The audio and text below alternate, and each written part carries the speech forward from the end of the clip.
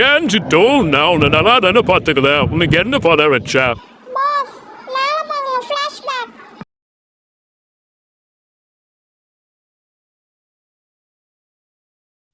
என்ன பார்க்கலீங்க? நான் எப்படி சேர்ந்தோன்னு மேல பாருங்க ஃபிளாஷ். உண்மை நீ என் கூட வா, நான் உன்னை நல்லா பார்த்துப்பேன்.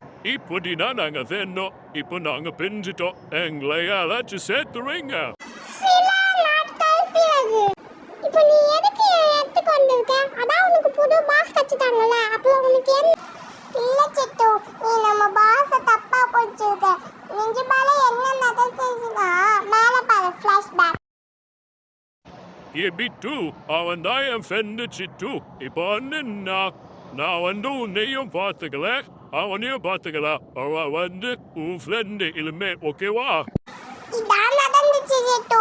ஆனா இப்போ நீ இந்த மாதிரி வெளில வந்த நினைச்சு நம்ம பாஸ் ரொம்ப கவலையில இருக்காரு. ப்ளீஸ் வா நம்ம இடத்துக்கு.